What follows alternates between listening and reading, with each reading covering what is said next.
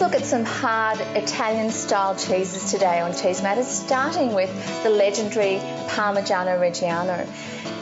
This is a cheese that really packs a lot of flavour, and it has been matured for about at least 2 years. It's actually quite a dry, almost brittle cheese, and quite grainy. All these cheeses are in the Grana style family, so they are quite dry, they keep very well, and they add lots of flavour to your cooking. Parmigiano Reggiano is really well known, but a lesser known one is Grana Padano, used by many Italians. It actually comes from the northern part of Italy, from the Po Valley. It's quite a grainy cheese, as the name suggests, and has got some great flavour. You can actually buy them already cut into wedges in your supermarket, which is really great. So let's just try a little bit of that cheese. I can find that the actual Parmigiano Reggiano is actually quite dry.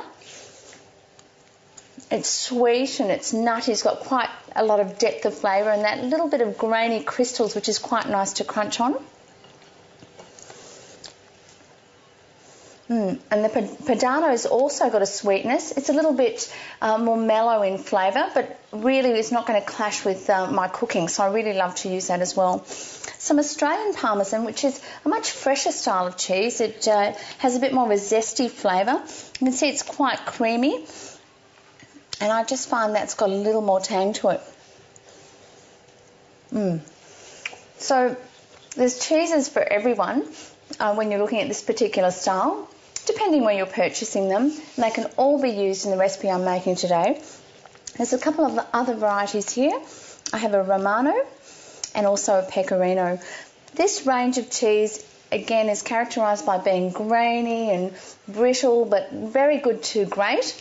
But in fact, it's also good on a cheese platter. You'll find if you put a little bit out at the end of a meal with a nice glass of red wine, it's a fantastic way to nibble at the end of the meal to finish off the wine. Yum.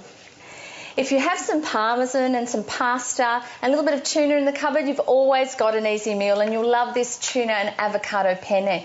So I'm just going to put some pasta on to boil. Have a look over here. Just using some penne pasta today in a pot of salted boiling water.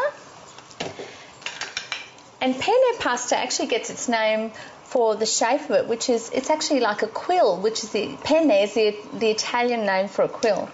I love the way the Italians call their pasta shapes by what they look like. It's, you know, farfalle is butterfly-shaped pasta, and spaghetti is little strings, and fettuccine is ribbons. It's very practical, but also has that touch of romance, which the Italians are so good at. I love that. So we'll just bring that to the boil. They'll take about 9 minutes or so. And I'm just going to heat a little bit of oil. So I've got a can here of tuna, about 425 gram can. And I'm actually going to use the oil in the can, because we usually tend to drain that off, don't we? So pour that in. This will give it a lovely tuna flavour, but also make use of that oil in the tin as well. 4 spring onions, give those a quick chop. I tend to use these a lot. I always have them in the fridge because they're fresh and they give a lovely taste to a dish. They're also fairly easy to prepare, and they also don't make the mascara run the way that onions do. So pop those in. Half a red pepper, or just a small red pepper. Sometimes red peppers can be quite big, can't they? And you don't really need it to be overpowering. So I'll give that a chop. Just a rough chop, doesn't have to be too fancy. In that goes. It's looking Italian already with that beautiful red and green colours. I'm just going to soften those down a little, and at the same time give that pasta a bit of a stir. It's on a nice rolling boil now. I'm just going to cut up the avocado now, and I think I'll prepare the parsley too. So I've got some continental parsley here. You know I love using continental parsley. It has got such great flavour. Just a little bit of a chop there. And we certainly don't need those stalks. So everything's almost ready. I just need to get some cheese happening. A I'm using Grana Padano today, and it's been aged for about 16 months. You can actually buy it in the supermarket as a wedge. I'm going to grate half of that. You need about 125 grams in the recipe. I'm going to grate half of it, and the rest I'm going to shave with a peeler for garnish, which will be lovely. The thing about using a beautiful cheese like this is it's sweet and it's nutty, and it just adds such a kick to your dish, which is really lovely. That pasta is just al dente, which means it's ready to come out. Let's just drain it over here.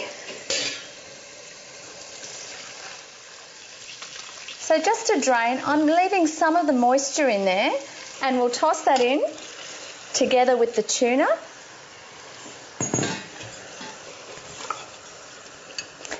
So pop that in and give it a good mix, and then we can add the avocado.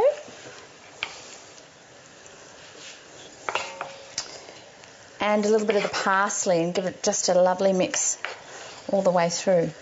Make sure the bowls are ready, because serving this immediately is really what you should be doing. If you haven't got penne pasta, you can use beautiful spiral pasta. It also works well with spaghetti. Just got to break up that tuna a little bit and toss through that lovely parsley for that little fresh flavour. And now for the cheese. So this beautiful grated Grana Padano. Sprinkle that in. How delicious is this going to be? Nice little stir. A bit of salt and pepper for seasoning. You don't need too much salt, because remember the Grana has a nice bit of salt in it. But freshly ground black pepper is always lovely. It livens the dish up. And you can certainly use any other veggies that you have kicking around with this type of recipe. So let's serve that up. One more spoon, dished up very carefully. And now for the finishing touches, which of course is a little bit of the Grana Padano, just shaved over the top. Always use a vegetable peeler to do this job. I find it's the best tool for the job. A little bit of pepper, and just a few little continental parsley leaves to finish that.